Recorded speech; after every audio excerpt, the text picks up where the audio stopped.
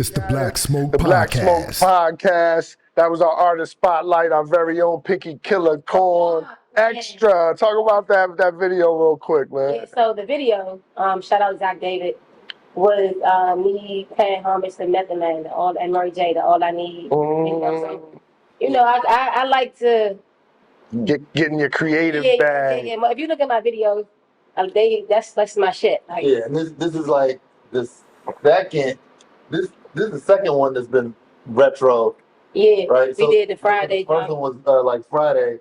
You ain't gotta lie. This one, I mean, split screen and everything with her being Mary J, her being Method. Wow. We got the blue tie. I saw with the hair, the Method hair. So it's like real, we actors and actresses have been. You already shot the video and what did It's come out today. Okay. Tonight we having a party. Okay. Release party tonight. If you're not doing nothing, come on back. You know what I'm saying? Some 40th birthday party. Oh, yeah. That's a It was big my one. wife's friend, so it's one of those days when Happy wife, happy life. No, yeah, exactly. Yeah. Powered by GMG.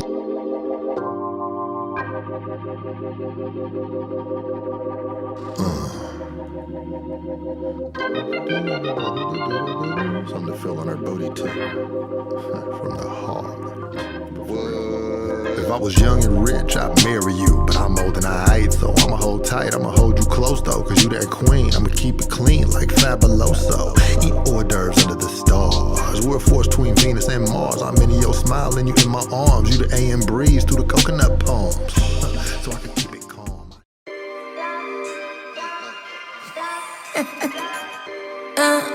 With the what, look at me, I be screaming like you up at church and stuff. Clap it up, drink some shit, up,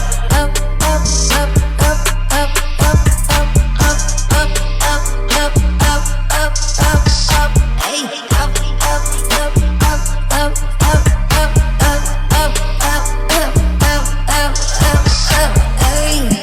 she's working, balls popping, panties dropping, motherfucking albums ain't no stopping, up and stuff, like them bottles that be popping, ain't no stopping.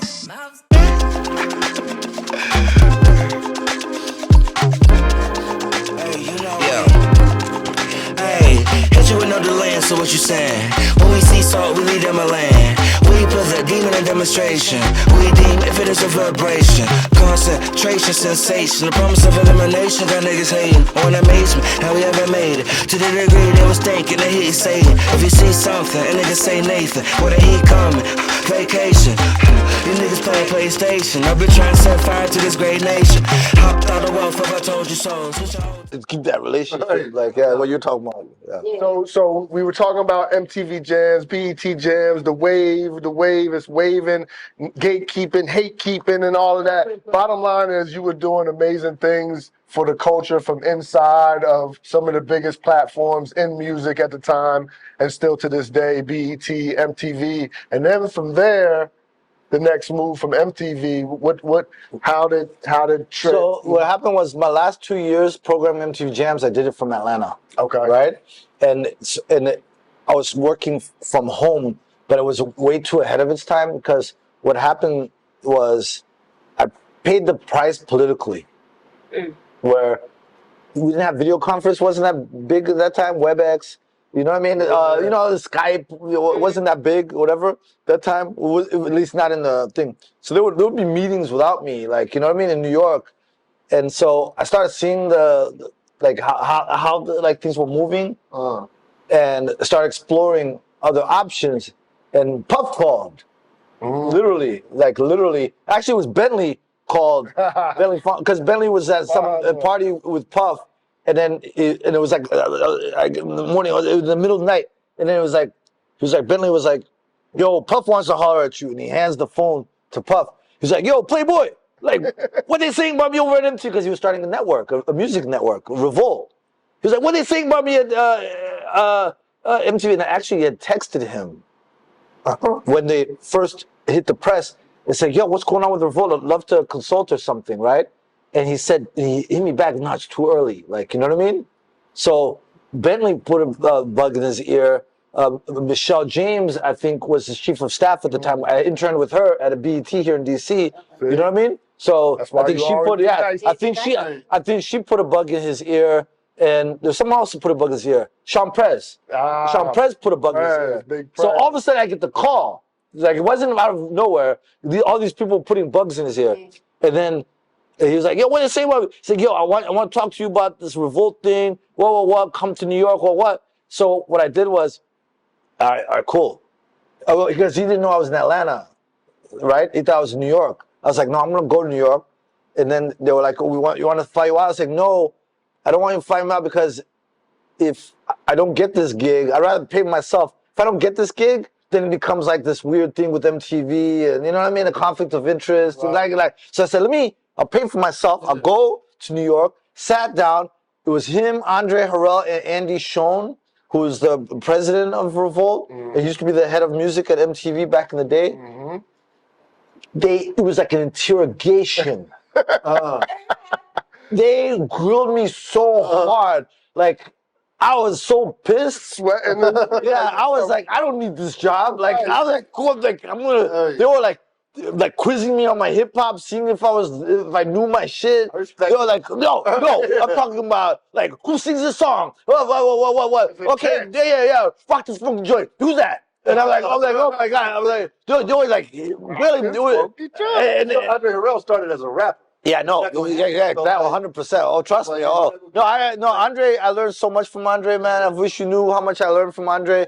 He used to come and sit in my office, and we used to talk the culture. What Andre really helped me do, and I realized this after he passed, how much he helped me do this. He helped me how to talk about culture, how to talk about intangibles. You know what I mean? How to describe those kind of movements, the things that matter. So. And it was we used to have a lot of conversations. I used to have this office at Revolt, had like all these record covers, and people used to like coming in there, and I got this couch at IKEA, you know what I mean? And they used to go sit, and Andre used to he was the vice chairman of Revolt, so he taught me so much. And then it was, when someone passes and you like realize like how, you know what I mean? Right. Like how much I learned from him, So those 3 years like was like critical.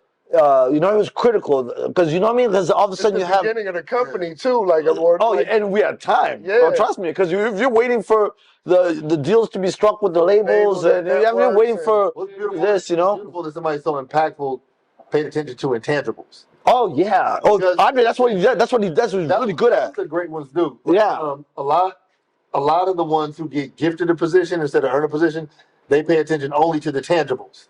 Like, well, this did this, so therefore it's good. Yeah, but they don't realize. Therefore, it's not good. You're like, no. Yeah, There's a whole lot of yeah. So it's dope that like somebody that. Yeah, you just energy, lifestyles. You know what I mean? There's And what's happening outside of this time in the culture? Like, what's the climate of the culture? Like, because at this point, technology is eating everybody's lunch. Yeah, like that radio. This is the time Vine was starting to come up. Twitter was becoming critical. Snapchat was entering the game. YouTube had become a staple. Like YouTube was not going anywhere at that time. SoundCloud was really, really like booming at that time. So it was. SoundCloud didn't even start off for it felt like an EDM. Yeah. That time was early, and then it was like almost like a takeover. You know what I mean? Yeah. So that was the moment. Was like that in between time where things were about to go full shift in terms of. The technology was happening. The monetization of technology was starting to shift. You know what I mean? The technology was already happening. Yeah, they were trying to figure out how to make money off of it. They hadn't figured that out. That was big, like a little before that on like LimeWire. Yeah, LimeWire, yeah. Hours every day on LimeWire. Yeah, but nobody was making any money off of it. I know. Yeah. You were looking for the high quality CD quality. Yeah, me too. I had it with the little green with the green and yellow lime right there. Yeah. I used to be on LimeWire. Yeah. I loved LimeWire. And then, but that was that time. So that's the other thing about me in my journey. And I've told this to my wife is that Revolt. All of a sudden, I was an OG. I didn't know that. They were calling me OG. So you had people like Video Chris. These are people who worked at Revolt. They were all young kids. Video Chris and J.O. and Besadonna and Dana Jeter and L. And you know what I mean? They were all like Hey, OG. I'm like, me? I'm OG. I'm a me. Right. But what happened was they were the ones who were putting me onto all this stuff that was happening. You know what I'm saying? They were fueling me, and then they got me out of like that Viacom mentality because I still had some of that, and I didn't even realize it. So Viacom did not deal with intangibles. No, it did. They didn't deal with future. They deal with did. their business. Yeah. It was They weren't trying to adjust and weren't seeing like the future right away. Well, because Nielsen, they had ratings pressure. They had bills to pay. You know, radios to come to. Yeah, like, no, 100%. So what happens is, and I don't want to comment on radio or anything else, but what happens is when everything becomes about the ratings, you become an ambulance chaser, right? So you're just looking for that lick. Innovating You're just looking for the lick. You're not thinking about like the holistic. And you're doing a lot of copycat. You're watching what everybody else is doing. That's work. Oh, let me do that. Yeah. Automatically second place. Yeah. So well, and if you get first place, is because you did the better, and then boom, right? You know what I mean? But what happens is, but that doesn't like. It's kind of like a survival kind of thing. And what happens, it happens to executives, it happens to companies. It's part of brand maturity where you have to retain this status or this size or you know what I mean, or these profit margins, and it messes up your ability to take a chance. Exactly. And that's what fuels where we're at now. All of it. The podcast boom, especially podcasts were happening then already, but it wasn't what we think of in the current form. But then the rapper podcast started booming, and you know, like Revolt and Joe Budden started. Because people don't realize, and this is the problem. Some of the issues I have with podcasts, for the rapper podcasts, coming from radio, it get a little hard to listen to because they don't come from the interview world. They come from getting interviewed, not from giving interviews. So sometimes the interview, the long form start to finish interview, I just check out. Just give me the clip. Whoa. Give me the But clip. I have a different point of view though. You were watching the whole joint. I don't believe podcasts are interviews. I believe podcasts are conversations, and the appeal is voyeurism. There's my Viacom. We're eavesdropping. We're eavesdropping on their conversations because I watch all of them. I watch $1 Million Worth of Game. I watch Drink Champs. I watch Joe Budden. I watch My Expert Opinion. You have one that I watch. you like more than the others, or resonates more. Not even about liking. Even if I did, I wouldn't be able to say. Okay. You know what I mean? Like, you know what I mean? Like, I wouldn't even be able to say. Because they could move them up to the top. But no, also, I don't want anyone to like feel, you know, all this earn your leisures, earn your leisures. I watch all of them, like in rotation. Well, I'm closest to $1 Million Worth of Game because of Wallow. Yeah, exactly. So we work on avenues. So when I watch, at least when I watch, I'll be telling, yo, man, I really like how you guys ask Stephen A. this or whatever. You know what I mean? So in terms of that, like I'm closest. You know what I mean? But that's more of like the relationship. Right. But the conversational part is banging. Like when I look at the old hot boxing with Mike Tyson when he first started. Yeah. It was the black and white version, not like the color version. It was like a real conversation, and it was like kind of like, dang, I'm fly on the wall. That was tight. I'll be washing my dishes while I'm listening. Like I'm not just sitting there just watching. I'm doing other things during. You know what I mean? Because you're talking about an hour, 2 hours. That's a game or a movie. Right. So check this out though. So this is like during the pandemic, I had nothing to do. Yeah. So I watched all Sugar Ray Leonard's fights, and then that led me to watching all Johnny Carson. Wow. Right? Just because it was like some 80s. And then David Letterman. And Johnny Carson and David Letterman were both like expert conversationalists. Yeah. And that's what made their shows really cool. Like it wasn't slapstick at all. Yeah. So now I feel like we've come all the way back into the place where we're willing to watch a good conversation. But you know what I'm saying? It's got to be a good conversation. Yeah, but also or a juicy conversation. Or, you know what I mean? Where somebody's kind of like slipping and not like, you know what I mean? Like, you know what I mean? But your mom's calling. Like, no, that's my wife. Oh, okay. It's okay. No, because that's the one rule. If mom's call you pick up, like, you know. She's my kid's mommy. Okay. You know what I'm saying? Okay. All right. So look, Revolt. We rocking at Revolt. You know what I'm saying? We doing that thing, but then you make another move along the way, like you move again from Revolt. So to you know another what's funny is when I was at Revolt, Pitbull, I knew Pitbull from my MTV Jams days. We used to support his videos when he was like, you know what I mean, like down with like Right. all the Kulo and you know what I mean, Toma and all those records and all that stuff. So what's funny is the day I got my citizenship, Pitbull invited me to his concert at Staples Center, just like a personal invite. Like we didn't even play like pop sounds on Revolt. So he wasn't trying to get airplay or nothing. Right, He was just like, yo, Papi, I'm going to be in LA. Come through to a concert. But he was at the Staples Center, though. He was Him and Enrique Iglesias. It was him and Enrique Iglesias. It was like co-headlining. It wasn't even like he was opening. And so I go, I'll never forget this.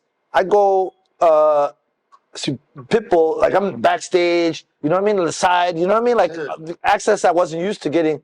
And then I'm seeing all these people singing along all these songs, and I didn't really know like a lot because after a hotel, you know what I mean? Yeah. Like he went like very top 40, like in terms of the sound and the format. Right. So I didn't know a lot of songs, and I was like, wow.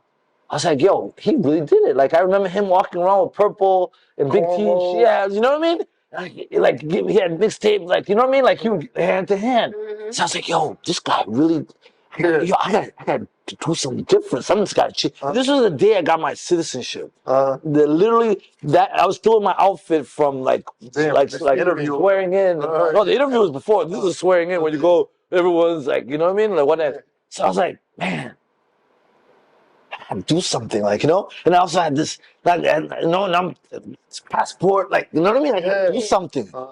And so I did a decision tree where I said, hey, if I stay in TV, I do this. If I stay in LA, I do this. If I, you know what I mean? Like literally, if I stay in music, I do this. If I get out of music, this is where I'd like to be. It was all my wishes. Was this pen on paper? Yeah, pen on paper. It literally, even like, which is ironic, was Spotify and YouTube were all in that. Because I'm trying to think of where are my skills transferable. You know what I mean? Like all this experience, I don't want to get out of this. Yeah. But where would they value this? You know what I mean? So it was all that, and then I called my boy EP. The EP, that's like my brother. Like you know what I mean? So I tell him everything. So I was like, yo, whoa, what? I'm thinking about getting to like I was calling it the digital. Like you know, getting out of this cable TV stuff and going to digital. And what? And EP had just finished Time Is Illmatic. So he starts looking for a job because it's the documentary? Yeah, documentary. Yeah. I worked on that. That was recently. That was like 16. No, this is 10 years ago. It was that was no, 2014. Okay. Because I was the original part of the Time Is Illmatic team, but I dropped out. 1-9 and EP continued. It took 10 years to finish. Okay. So I was on it in the first 5 years. So that's 2014 because it was supposed to be a DVD for the 10-year anniversary of Illmatic of 2004. It took 10 years to finish, so it dropped in 2014. So that was 9 years ago. It was 9 years ago. So EP was looking, and somebody sent him that job. And I said, dude. And I told him, he was like, dude, apply for the job. Like that's the head of hip hop at Spotify. He's like, stop playing. This is you. Like, do you know what I mean? Like, feel like this is you, bro. Like, etc. Wow. So I went and hit my guy Graham James on Facebook because me and Graham worked together at MTV. He was doing publicity about public relations at Spotify. I said, do you know anything about this? And he was like, yo, send me the resume. So he sent it to Doug Ford, who became my boss at Spotify, right? So he's the one who forwarded you know what I mean? So literally, I didn't even have Graham's number. I had him on Facebook. So I hit him. He even responded, and I didn't see the response. I went back to follow up, and he had responded like a day before. I was like, oh, snap, I missed this. Like, you know what I mean? So Graham is the one who we worked together at MTV. He's the one who forwarded my resume, and then I missed the interview. I missed the interview. It was the day was it it was the day. It was when To Pimp a Butterfly came out. Oh, I love that day. Yeah. Day in April. Yeah. It was like the interview because that was music was still coming out on Tuesdays, I think, right? Yeah. So what happens is my interview.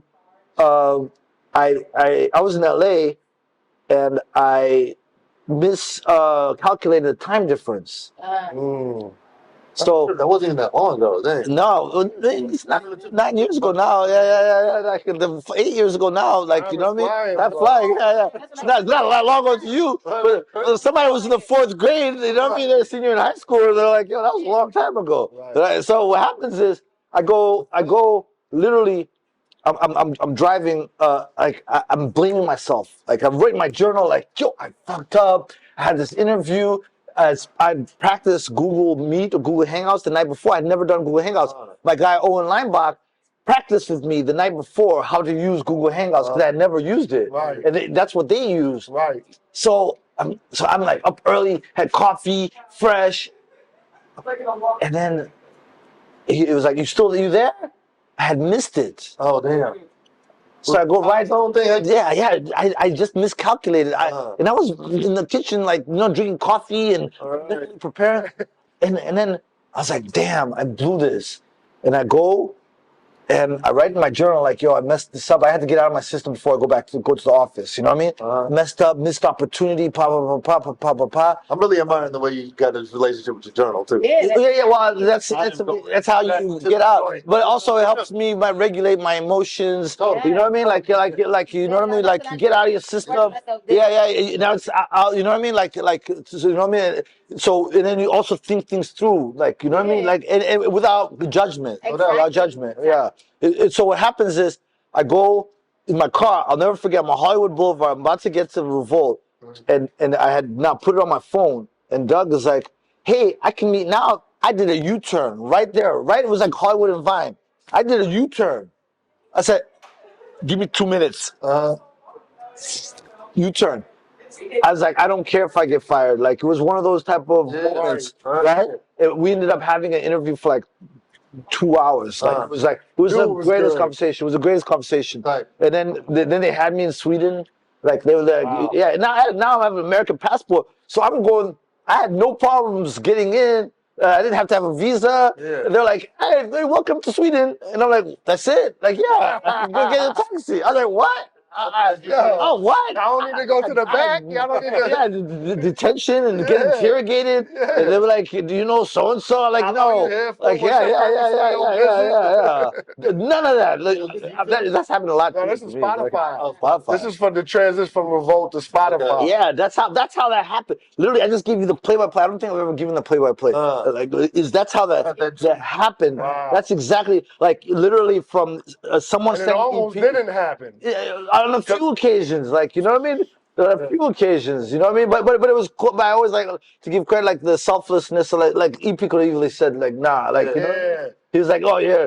Like he literally, I haven't. Having good people around you. Yeah. I have that. If I go to my text messages or my email or whatever, I can find him like, nah, bro, stop playing around. Like you go do this. Like you know what I mean? Yeah, they definitely could have kept it to themselves, or just even if they wasn't going to use it, like didn't share. Yeah, but we were interns together. We were like hungry together. Like you know what I mean? We you know what I mean? So obviously you transitioned to Spotify, and so streaming, playlisting, all of this is happening. This is the forefront of this era emerging in our music culture, the streaming wave, playlisting wave, and then of course you're a part of one of the biggest hip hop playlists ever created. Might be the biggest, Rap Caviar. So, well, the thing is this. So I was in Sweden when they asked me like, "Yo, what do you want to name this?" Right? And I looked at a picture of Puff,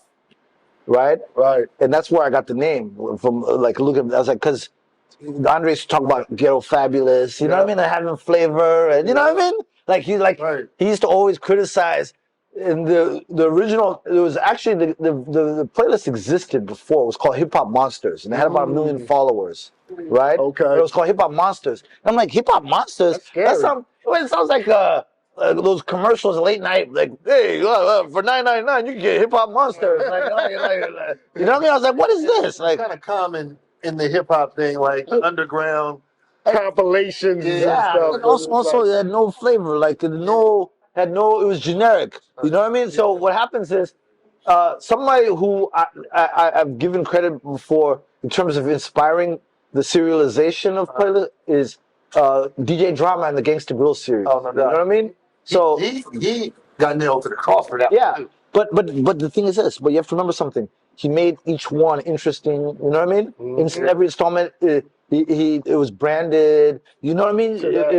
Because it was a Gangsta Grills. It was part of the reason we even messed with something. You know what I mean? Yeah. So that was a big part of like within like getting kind of inspiring like.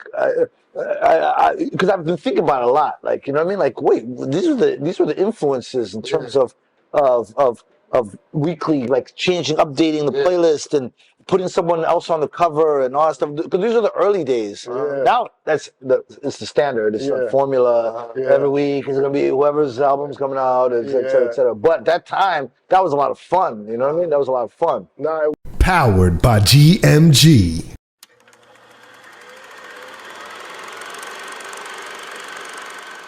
Number one in your life's blueprint should be a deep belief in your own dignity, your own worth, and your own somebodyness. Don't allow anybody to make you feel that you are nobody. How many of those listens are connecting directly to your song on that playlist? Like, to me, that's where the disconnection was. I see a lot of artists right now that do have, you know, this millions of streams and this, but they can't sell out a concert, or their record drops and they only move 2,000 the first week. So now it seems to be less connectivity in the playlisting world. Well, I think that it's still early. You know what I mean? And when it comes to any kind of world or anything new, once it stops being new, you know what I mean? Some of that novelty wears out, et cetera, et cetera. But I mean, the playlisting model is new. well, the playlisting really comes from like radio. Yeah. Because what happened is this is radio would update their playlist once a week. Heavy, medium, light, mixed show, you know what I mean? Et cetera, right? And then video, when MTV and BET was invented, they basically was a bunch of radio programmers who started programming video, so they modeled it. Yeah, your power. Right. Yeah, exactly, Power. exactly. You know, so what happens is the streaming services, that's just a more linear version. It's, you know what I mean? It's like it's more a la carte where you can skip, you can start anywhere. Yeah, because the playlist, and you choose how many times you play the song. Yeah. The playlist doesn't choose how many times you play the song. So what used to happen, what happens at radio and even video, once a week the labels get a playlist, right? Yeah. We used to fax it in the fax machine, right? So the modern day streaming playlist is nothing but a replica of that weekly playlist that used to be sent out to the labels. You didn't see the playlist. Like the consumer. Yeah. Just the program directors, the music directors, and the promotion people, and then at the marketing meetings they would discuss what got added to that list. So the DSP streaming service playlist is nothing but a replica, is the business to consumer version of that which was business to business. That was a business to business piece of paper. So how do you know what I mean? So that's all it is. So like when you see a playlist say just added to Rap Caviar, that's called in radio, that's ads. Yeah. So that's just been add. How do they decide? How do the days decide whoever's programming the list? Whoever's programming decides. How does that programmer listen to all the stuff to know what? I don't listen to So listen, I only most listen to lists some are of it. concentrated to something like some sort of format. Yeah. With like Rap Caviar's rap. I used to listen to rock playlists. The first verse and the hook, and then I got it. Because my philosophy was from statistics, a sample. If I take my spoon in the soup, I know if it's hot. I know if it's salty. I know if it's spicy. I don't need to drink the whole bowl to know, right? So for me, in terms of giving it a chance or fair shot, was first verse and the hook. Then I got the emotional quality, right? Not the popularity, but the emotional quality of the record, and where can it be placed, and you see what I'm saying? So what happens is is so it's because it's impossible to listen to all of them. Yeah. And then once it's in the playlist, that's when you measure the fatigue. Right. Like, hey, is this growing? Is this burning out? Is it like starting like you know what I mean? Like, is it? Are you going a little too hard, too early? Should this is this gonna have a long shelf life, or is this gonna, you know what I mean? Like, that's once it's in. That's so that's the hard part, is getting on. How would you figure out which things you were going to listen to? Well, it's different.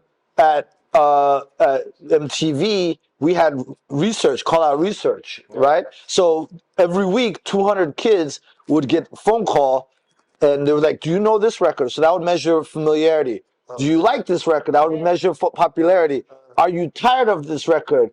Are you a heavy viewer or casual viewer, etc.? So every week we would get these reports called call out research, and a company who MTV hired would supply this, right? And you would have an idea of what the heavy viewers, because you didn't want to punish the heavy viewers by overdoing something. Like, okay, they're tired of this. But think about You know what that I mean? system for a second, because radio did the same thing, because you 200 kids a week, but you're in 100 million households. Yeah. So that weighting system is like, still like, you know, it's like there's going to be a lot left out.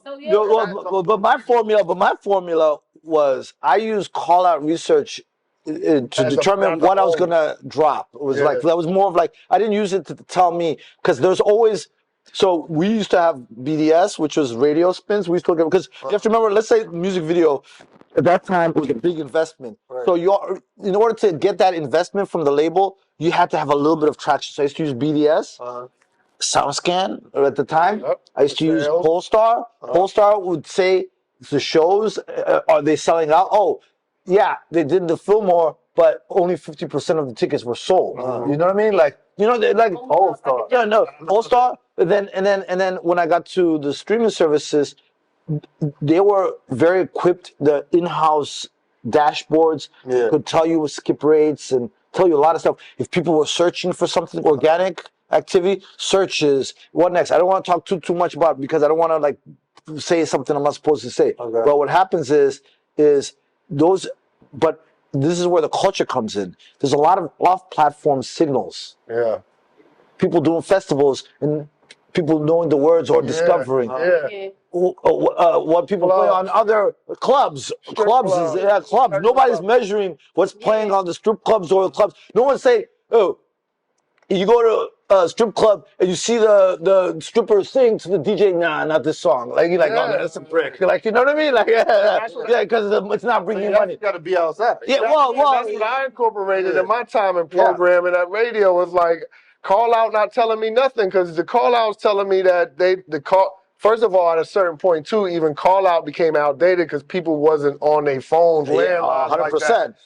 So just right there, my mind was like, whoever is actually answering these calls and going through this research, I might not want to take their what they say as the end all. And also, those aren't the cool kids. I would go outside. Cool kids are not picking up their phone. I'm outside where the cool kids is at. I'm at the malls. I'm at the clubs. I'm at the kickbacks or whatever it is.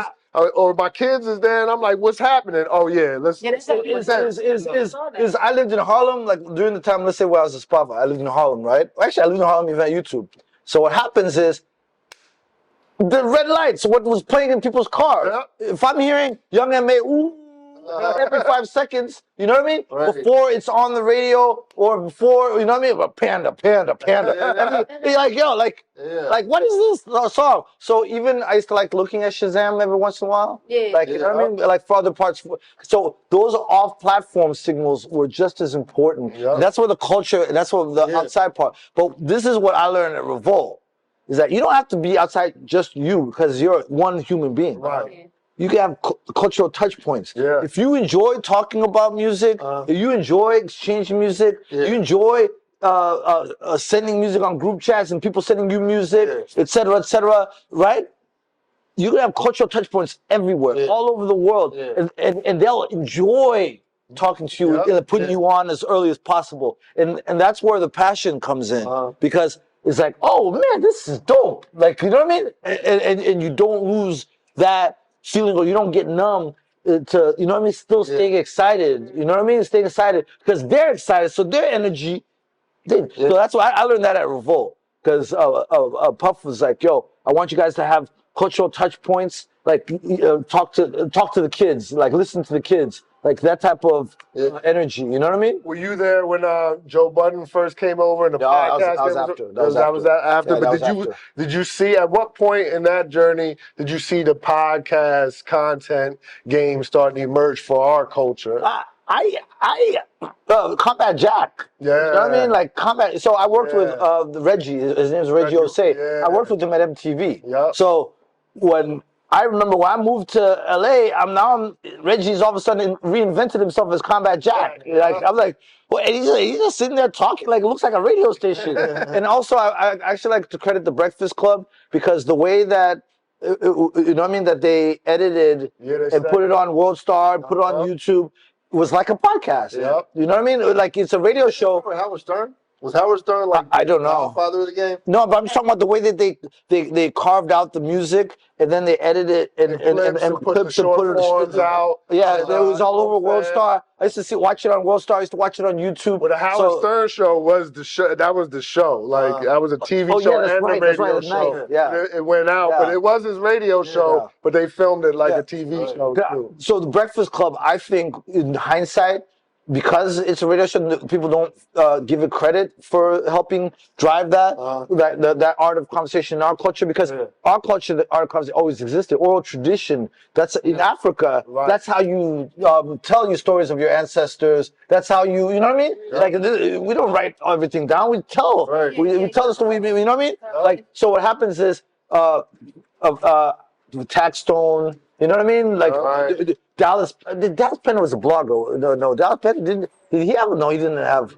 I never. He was a blog. That was more blog. That was the blog era. Yep. Where who else? Let me try to remember who were the early podcasters. Who was early? I mean, Nori kind of started. Nori. Drink Champs. Yeah. And then I remember with GGN. Yeah, that's right. Would that consider a podcast though? It would be now. Yeah. Well, the Nori. I remember when Nori started doing Drink Champs, he didn't want to be talked to as an artist. I'm a media guy. Like, you know what I mean? Like, like, you know what I mean? Like, he would be in town. He went on this whole thing. Like, I'm not going to book me for no show. Yeah. He'd be like, I'm a media guy. I'm one of you. Because I remember when he started saying that and everything. He'd be like, yeah, no, I'm a media guy. Like, you. Like, being on Breakfast Club, they were like, you might want to think about having your own show. Because he was such a good guest on Breakfast Club. And that's how it happens. There's a lot of them in him. Joe was like that too. That's why it makes sense that I see people are trying to get into it too. Remy Ma, I know with the Breakfast Club having, Angela Yee going. No, by the way, it's never going to stop. I know it's not going to stop. I know it's not going to stop. Like social media.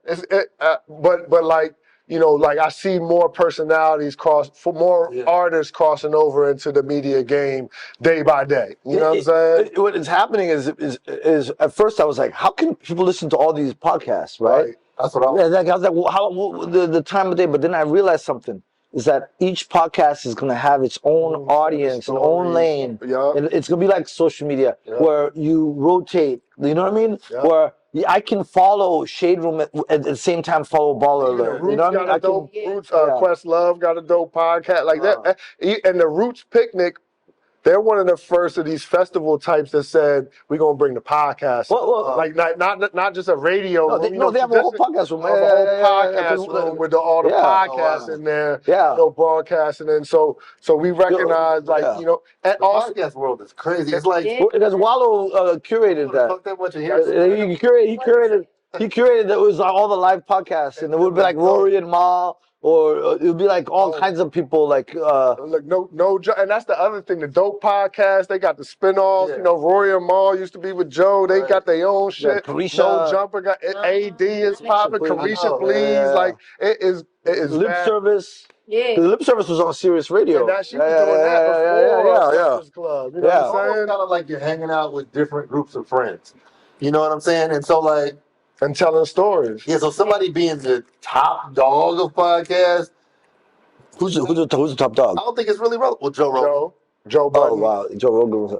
Joe Rogan. The Joes. But I think that like. But then when I looked up top podcasts in America, none of Our Ooh. podcasts are on NPR. there. Really? It's like NPR joints, the Today Show, NBC, all the news outlet owned joints. Yeah, but NPR was really early because Really because NPR that was They the were whole doing format. podcasts Yeah, on radio. before it was even called a Yeah. podcast. Before that, All things considered with Ray Suarez or Big whatever. facts. Because I remember my dad Hits used to be program. driving, and he'll be listening to NPR and everything, and then like you know what I mean? Exactly. Yeah. Like music more right now or podcast more? Music.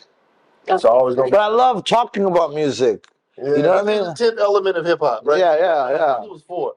But then it was like, wait, what are the 4 elements of hip hop? breakdancing, graffiti, MCing, and DJing. And then it turned into entrepreneur, fashion, I can't even remember them and shit. But like it was like 9 of them. Right. I think KRS One was like 9. But then when Facebook came out and people would be spending days going back and forth on artists, Yeah. then I was like, well, this got to be talking about it is an element of hip hop. Yeah. And we love talking about it. We can talk all day long. All day, yeah, all day. Like, literally, yeah. Like we're doing right now. Yeah, you know what I'm literally. saying? Talk Like, all day. And so like this will forever exist in hip hop. I'm not sure if it's like this in other things, but why we gotta rank who's better? Like how come it's like Because it's a competitive culture. It's a competitive culture. It's a competitive culture. Because I can't say my top. People like the top 5. I'd be like, No, it sometimes it gets too competitive, where it becomes divisive and not competitive. I think, you know so what I mean? most of the time a list is drawn up by a platform, and I think platforms has recognized the energy that's created by these lists and how it draws audiences into a platform. And that's why you see a platform come with a top whatever list, because they know it's about to be a whole bunch of conversation. But at the same time, it could be brand suicide if you make a ridiculous list or a ridiculous number one, and you're like, you know what? I will never listen to this. I don't trust you. Yeah. Like what we for that shock value. You know what I mean? So now you've lost credibility because you wanted that attention or you wanted that thing. So it's better when it's authentic, and you're allowed to have a controversial list or controversial, but when it's done.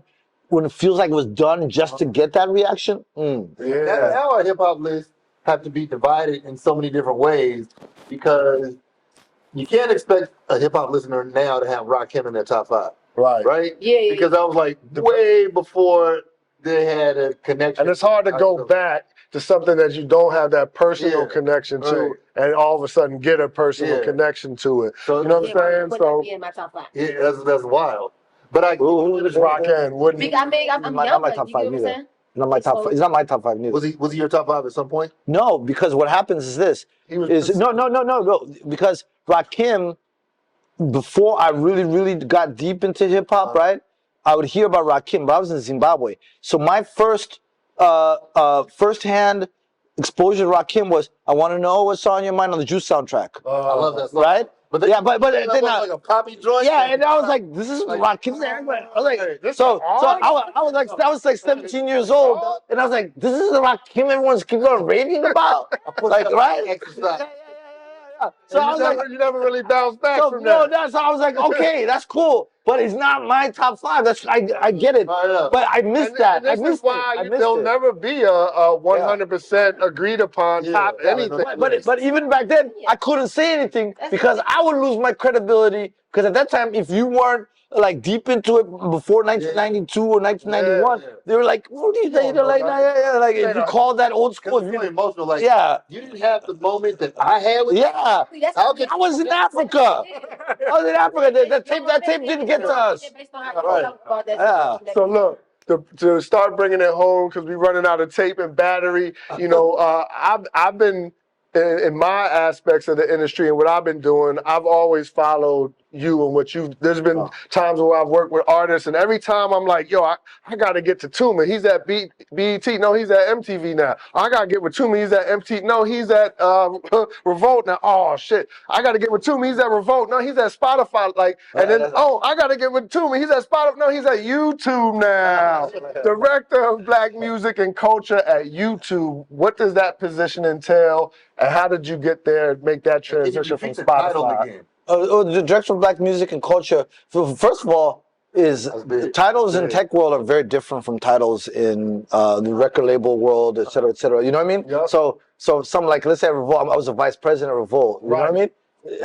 That means something totally different in tech company. Very, very different way of. You got know what I mean? stock options and all that. Oh, no. I'm saying you would in the tech world. It's just different. Right. It's just different. Like it's very different. So to me, titles don't mean anything to me. Like, right? Because I'm with you there. they Means don't. something to everybody else. Yeah, exactly. It's to help you simplify. Yeah. You know what I mean? Like the workload or whatever. Yeah. But what happened? So what happened for me is, my responsibility is not just within the company, but also the culture. Like if I'm an extension of the brand or the company when I'm in the culture. I'm an extension of the culture when I'm within the company or the brand. You see what I'm saying? Yeah. So it's two ways. And in this particular piece is bringing together all the moving pieces, like hip hop and R&B here in the U.S.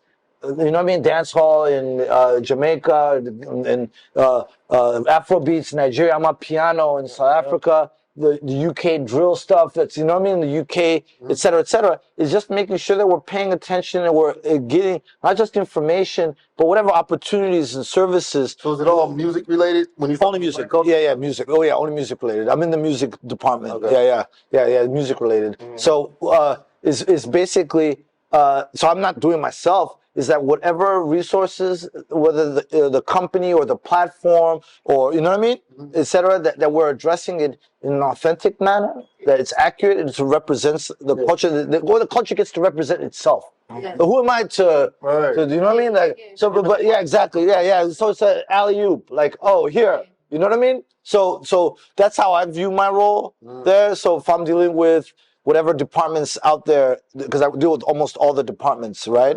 Is that when there's something that comes up that the resource of the people who I work with, you know what I mean? Because we have other specialists at. I'm not the only specialist at YouTube. That we super serve, you know what I mean? Okay, what do you need? How can we do this? What's the best practice? You know what I mean? Et cetera. So that we're not left out. You know what I mean? That we're not left out. That we get a piece of the pie. When you like something, It means nothing if I like something. Because you have to remember, I'm a professional. okay. You know what I mean? I'm a professional. So you just make sure that everything gets the same. Not the same. I mean, but not the same. It's similar because the thought of, for me, when I was at radio and programming again, is like, okay, what if I don't like it? Somebody might like it's it. not about me. And what if I do like it? Somebody else might not like it. So So my opinion don't even really count in this. It's serving the culture. Yeah. Let them get it and then let them exactly. decide. Yeah, exactly. By the way, I'm even from an age perspective, I'm outside of the core demo. You know what I mean? I'm like 2 generations removed from Gen Z. 1733. No, I mean, well, I say, the ones that advertisers like. When you're in an advertising model, advertisers really like a certain age group that is still making its decisions, that's not set in its ways. That, you know what I mean? That are driving the culture. Earners. Yeah, exactly. You know what I mean? So. Yeah, that's a part. But what happens is this. So what happens is if I did it by what I liked, I wouldn't still be able. By the way, and I don't do curation at YouTube. By the way, Okay. You know, I'm more executive. You know what I mean? So what happens is but it's about the audience. It's about the users. It's about our partners, the labels and the publishing companies and the managers and the artists, the people who have channels. It's about. You know what I mean? So as an artist, what would you tell an artist that would best allow them to take advantage of your platform? Consistency, because these are platforms. These are platforms that have machine learning algorithms, et cetera, and they reward consistent input. You know what I mean? And consistent even in quality. You know what I mean? Like, I'm not saying overthink it or anything, but that engagement and that being present for your audience and serving them dope different things and telling that story over the long run and being a reliable place for whether it be music or non-music content. Consistency is very simple stuff. It's just that we overthink it. Yeah. We overthink it, you know. But that's how these platforms work. You know what I mean? That's how these platforms is you're accumulating your audience, you're accumulating your credibility, you're accumulating you know what I mean? The thing, you know. So the process. And there's some people over there that we're familiar with from the hip hop world. Of course, Wallow is at YouTube. Leor Cohen used to run Def Jam, and Warner Music is at YouTube. What are their roles and what are they? Well, and then you got Brittany Lewis. I mean, that was way more. But those are some of the names y'all might recognize. Rachie used to be at Rock Nation and ASCAP and Disturbing the Peas. You got Kathy Baker, who used to be like run the Sony Urban, and you got a lot of interesting people. There's a lot. The bench is not even the bench. The squad is Adam McFarlane, who used to work with. I saw it at the Avenue. The bench is deep. So why did I say bench? The squad is deep. The squad is deep. Like, why did I say that? Like, no. But the squad is deep. When there's so many people, like that, so many people come from the culture who are representing wholeheartedly within the company. Felicia Butterfield has just rejoined Google. You know what I mean? That's dope. Butterfield Jones. Yeah, you know. But there's a lot. Games X. Yeah, you know. Yeah, you know. So you got YouTube. Does Amazon rank up in people's music consumption? Nah. Oh wait, I can't speak on that's a competition. I can't speak on the competition. Okay. But they're doing dope stuff though. They're doing dope stuff. You go to Amazon for music? But a lot of people do. A lot of people do. A lot of people go to all of our competition. Trust me. A lot of people go to all the competition. A lot of people go to a lot of those platforms. And the other cool thing that I've noticed, at least this observation, I'm not speaking on behalf of the company, is that I've never been in a meeting where exclusivity was pushed. Right. Never, not once, ever heard or seen any kind of even inference that, hey, I've seen encouragement like make sure you're populating other platforms as well. That, you know what I mean? Yeah, you can drive to your YouTube, but make sure you're utilizing your social media. Well, because you cross-pollinate, like, you know what I mean? Cross-pollinate. It's almost like we really not in competition. No, it's not even about that. It's not even about that. That's just the way the new world works. Is that you're not just on one platform. No, you're not. You know what I mean? You're not just on one platform. Make your music available to as many platforms as possible. Maybe one platform is where your audience is, and you start there or you prioritize that platform, but it makes no sense to just be, you know what I mean, in one place, you know? So on YouTube, how does the metadata how does the metadata and all that work when you're entering your entry? How does that matter?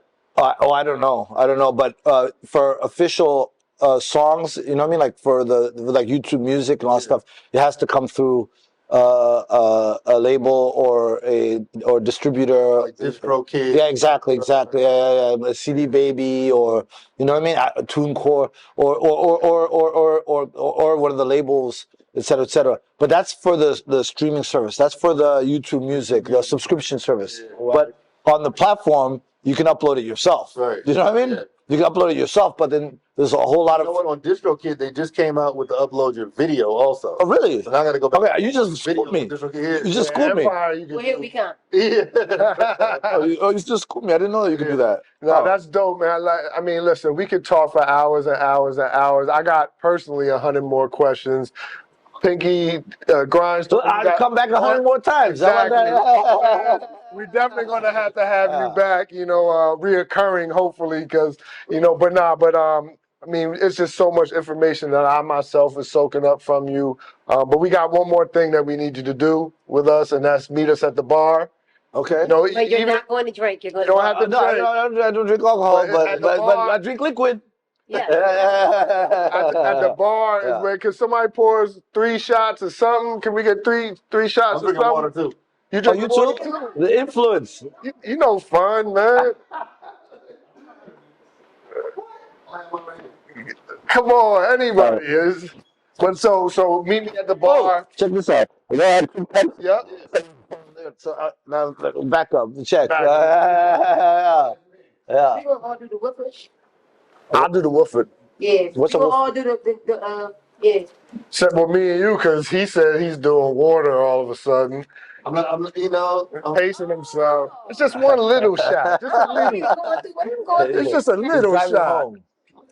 This peer pressure is serious. Now, at Meet Me at the Bar, not only do we have a shot, but we go over some bars. Oh, You know, so I'm gonna read some bars from a song from an artist, and we just gonna talk about the bars real quick. Which artist? All right, so this, I think, you know, what I thought would be interesting for us as a distinguished intellectual panel is to quiet on the set.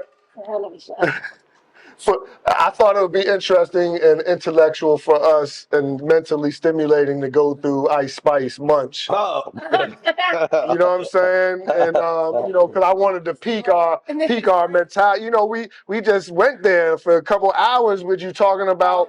Went to the depths of hip hop and culture and corporate and consumerism. So I'm like, we gotta, you know, end it off with a bang. So we keep that level going. So Ice Spice Munch, you know, meet me at the bar. Should we take the shot for this? Is a We're not gonna take this whole thing, but cheers. Hey, cheers.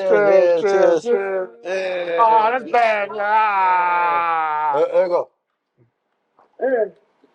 Water. Jesus. We'll take the rest of it after. Yeah, after. Remember that song, Water, Ugly God? After you took it's nasty. All right, let's go. Meet me at the bar. Lyrics.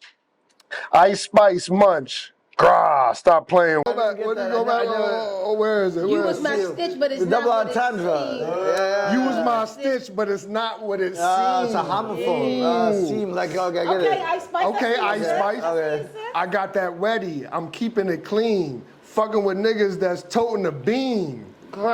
Lead, put the guns down. Saying you love me, but what do you mean? Right? Because we tell people we love them all the time, but what do we really mean? It's pretty as fuck, and he like that I'm mean. Baddest bitch out, you shitting me?